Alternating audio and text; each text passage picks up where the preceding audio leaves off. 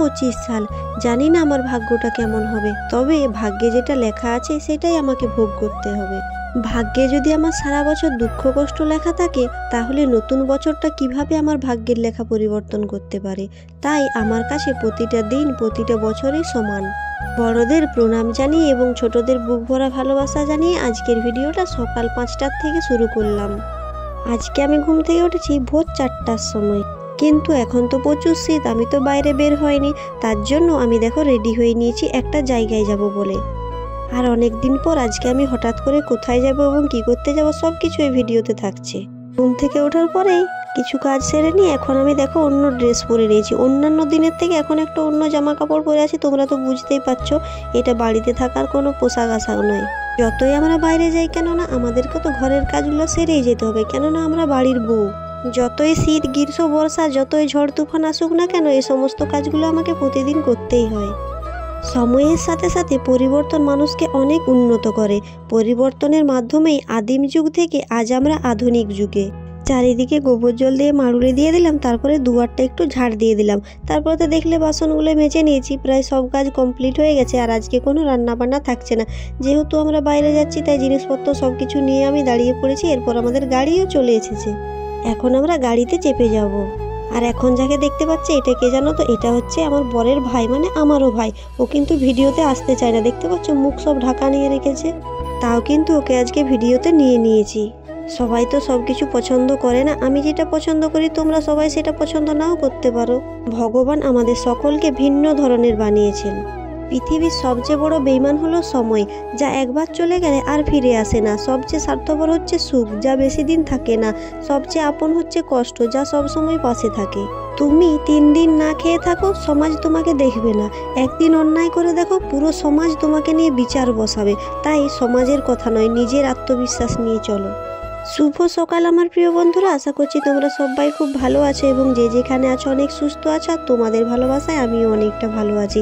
বাঁকুড়া জেলার ছোট্ট একটি গ্রাম থেকে আমি পূজা, আমার নতুন একটা ব্লগ ভিডিওতে তোমাদের সকলকে জানাই অনেক অনেক ওয়েলকাম এবং অনেক অনেক ভালোবাসা। আজকে কিন্তু আমরা একারাই যাইনি, আমাদের সাথে আরো অনেকেই যাবে। তো দেখো আমাদের গাড়ি তো আছে, তার সাথে আর এই একটা গাড়ি। আর উপরে দেখতে পাচ্ছ ছোট্ট ছোট্ট দুটো বক্স বাঁধা আছে। বাইরে যাব, বক্স না থাকলে হয়, তাহলে এনজয় হবে কিভাবে? তার জন্য তোমাদেরকে বলছি বন্ধুরা, তোমরাও আমার সাথে থাকো। তোমাদেরকে আমি একটা কথাই বলতে পারি যে অন্যান্য দিনের থেকে আজকের ভিডিওটা সম্পূর্ণ আলাদা এবং তোমাদেরও খুব ভালো লাগবে আর অনেকটাই সুন্দর। এখানে আসার পরে দেখো গাড়িটা না বদলা বদলি হয়ে গেলাম। এই গাড়ির থেকে এই গাড়িতে চলে এলাম। এই গাড়িটাতে তো বক্স আছে আর ও গাড়িটাতে নেই, ওখানে বয়স্ক মানুষরা যাবে আর এই গাড়িটাতে যাবো আমরা। জানো তো বন্ধুরা, আজকে যে আমরা হঠাৎ করে বাইরে যাব আমরা নিজেরাই জানি না। হঠাৎ করে দিনটা ঠিক হয়েছিল, তাও কাউকে জানাতে পারিনি। তাই তোমরা কিছু মনে করো না, ভিডিওটা দেখতে থাকো। আমাদের গাড়ি ছেড়ে দিয়েছে আর আমরা যাব প্রায় 50 কিলোমিটার দূরে।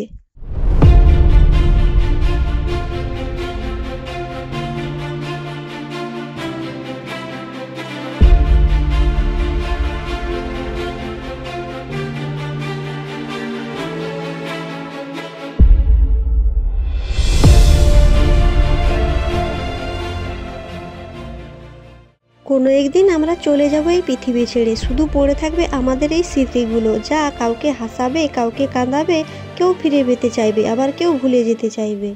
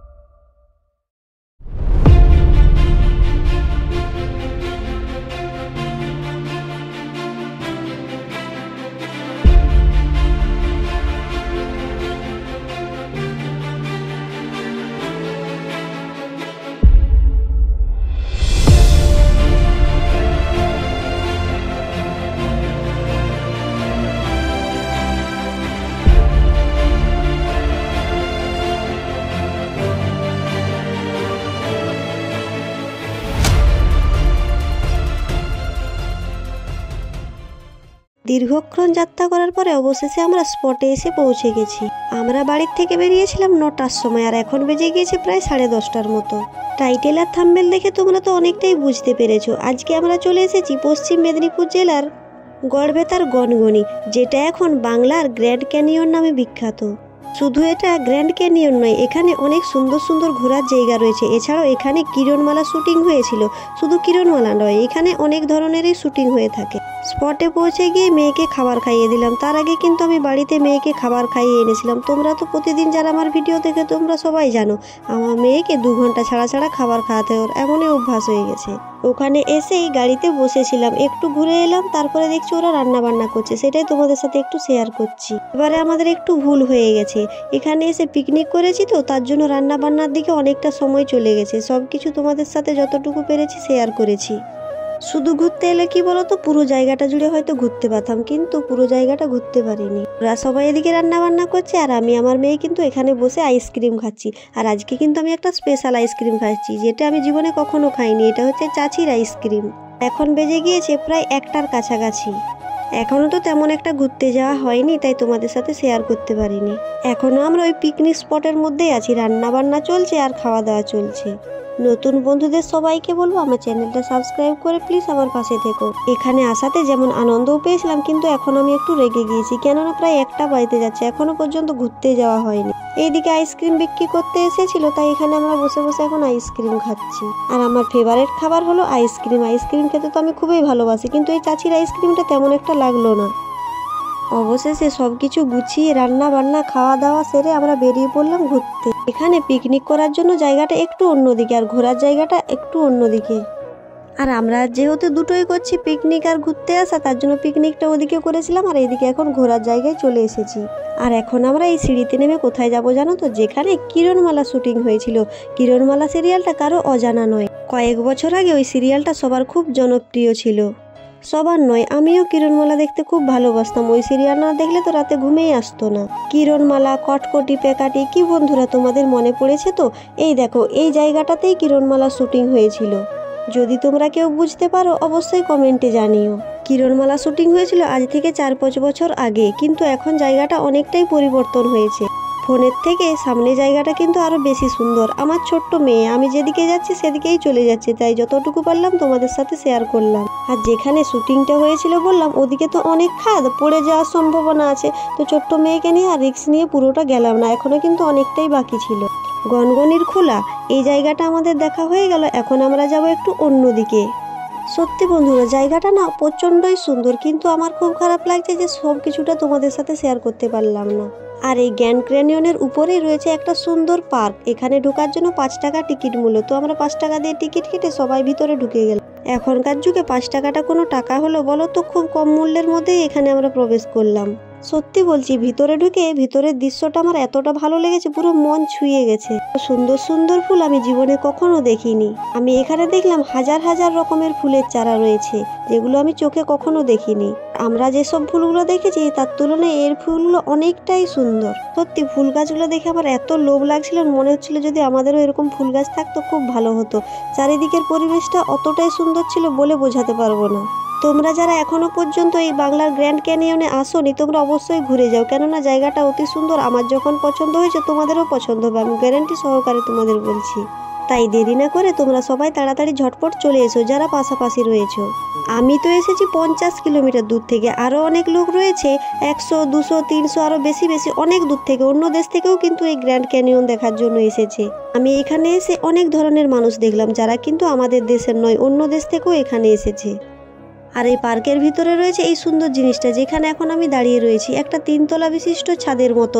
এখান থেকে না পুরো গ্র্যান্ড ক্যানিয়নের সুন্দর দৃশ্যটা দেখা যাবে। এখন আমি রয়েছি 2 তলায়, তার নিচে দেখতে পাচ্ছ কি সুন্দর ফুলের বাগান। আর এখন আমি উঠে যাব 3 তলায়, যেখান থেকে মনোরম দৃশ্যটা আরো সুন্দরভাবে দেখা যাবে। দেখো, এখান থেকে আমি চারিদিকে দেখছি কতটাই না সুন্দর লাগছে। সামনেই বয়ে যাচ্ছে শিলাবতী নদী, যেটার জন্য গ্র্যান্ড ক্যানিয়ন বিখ্যাত। নদীর জলে বন্যা হয়েই নাকি ওই ক্যানিয়নগুলো তৈরি হয়েছিল। আগে যেই খাদানগুলো তোমাদের দেখালাম যেখানে শুটিং হয়েছিল, শুধু কিরণমালা নয় বন্ধুরা, এখানে বিভিন্ন ধরনের শুটিং হয়ে থাকে। অনেক অ্যালবাম, অনেক সিনেমা এখানে শুটিং হয়েছে। আজ থেকে 3 বছর আগে আমি এই জায়গাটাতে এসেছিলাম, তখন কিন্তু জায়গাটা এতটাও সুন্দর ছিল না। সত্যি সময়ে কত কি পরিবর্তন হয়ে যায়। ঘুরতে ঘুরতে সময়টা প্রায় শেষ হয়ে গেল। এখন বেজে গিয়েছে প্রায় 5টার কাছাকাছি। এরপর তো আমাদের বাড়ি ফিরতে হবে, তাই দেখো এখানটা দেখা হলো না পুরোটা, তাও যেতে হচ্ছে, কেননা আমার মেয়েকে গাড়িতে রেখে দিয়ে এসেছি ওর কাকার কাছে। আমি যদি মেয়েকে নিয়ে এদিকে আসতাম তাহলে তোমাদেরকে জায়গাগুলো এতটা ভালোভাবে দেখাতে পারতাম না। তোমরা তো জানোই শুধু জায়গা দেখানোটা মেন কথা নয়, আমার শর্ট চ্যানেলে তো কিছু কিছু শর্ট ভিডিও করছি, তার জন্য মেয়েকে রেখে দিয়ে গেছিলাম। তারপরে দেখো আমরা গাড়ির কাছে চলে এসেছি আর গাড়িতে সব কিছু বাঁধা হয়ে গেছে। এরপরে আমরা বাড়ি যাব বলে বেরিয়ে পড়েছি। যা কিছু নিয়ে এসেছিলাম সব কিছু গাড়িতে বেঁধে নিয়েছি। আমাদের গাড়িগুলো কিন্তু প্রায় ফাঁকাই ছিল, মোটেই একটা মারুতিতে 4 জন ছিলাম, কিন্তু একটা মারুতিতে প্রায় 10 জন ধরায়। বললাম না হঠাৎ করে এসেছি, তাও কাউকে জানাতে পারিনি। ঘোরার জায়গাগুলো তো ঘুরেইছি, কিন্তু এত দূরে এসেছি কিছু জিনিস না কিনে যাওয়া যায় কি? তো চুড়িমালার দোকানগুলোতে ঘোরা হয়নি, এছাড়াও অনেক ধরনের এখানে দোকান রয়েছে, সেগুলোই তোমাদের সাথে একটু শেয়ার করে তারপরে বাড়ি যাব। প্রায় সন্ধ্যের কাছাকাছি হয়ে গেছে আর আমরা তো অনেকটাই দূরে যাব, তাই একটু বেলাবেলি বেরিয়ে পড়লাম। যারা পিকনিক না করতে শুধু ঘুরতে আসতে চাও তো কোনো চিন্তা নেই, এখানে সমস্ত ধরনের খাবার পাওয়া যায়। তোমরা পিকনিক না করলে তো কি হয়েছে, এখানে সমস্ত খাবার পেয়ে যাবে। যারা ভিডিও বানাও তারা ঝটপট এখানে চলে এসো, কেননা এখানে ভিডিও সম্পূর্ণ অ্যালাও। এমন খুশিভাবে তোমরা ভিডিও বানাতে পারো নিজেদের মতো করে। এখন আমি এই দোকানগুলোতে মেয়ের জন্য কিছু কিনে নিচ্ছি। আমি কিন্তু কিছু কিনিনি, যা কিনছি মেয়ের জন্যই কিনছি। হঠাৎ করে এসেছিলাম তাই টাকা অল্প ছিল, কিন্তু কোনো প্রবলেম না, টাকাতে হয়ে গিয়েছিল। দোকানে বেশি দেখিনি, কেননা যেটা দেখবো সেটাই নিতে ইচ্ছা করবে। একটা কথা তোমাদেরকে বলতে চাই, আমি তো সম্পূর্ণ ভিডিও তোমাদের সাথে শেয়ার করতে পারিনি এবং আমি পুরোটা ঘুরতেও পারিনি, তার জন্য আমি আরও কিছুদিন পরে এখানে আসবো। যারা আসতে চাও তোমরাও কিন্তু এসো, তাহলে দেখা হবে সবার সাথে, খুব ভালো লাগবে। কি আর শেষ হলো, একটা অসম্পূর্ণ গল্প, রয়ে গেল কিছু স্মৃতি আর না বলা কিছু কথা। এখন আমরা বাড়ি চলে যাচ্ছি। টাটা বন্ধুরা, সবাই ভালো থেকো এবং সুস্থ থেকো। আর আমার এই ভিডিওটা ভালো লাগে লাইক কমেন্ট শেয়ার করে দিও। আর কি জানো তো, ফোনের চার্জ শেষ হয়ে গিয়েছিল বলে বিশেষ করে আবার অনেক দৃশ্য তোমাদের সাথে শেয়ার করতে পারিনি। যাই হোক, সবাই ভালো থেকো এবং সুস্থ থেকো। টাটা।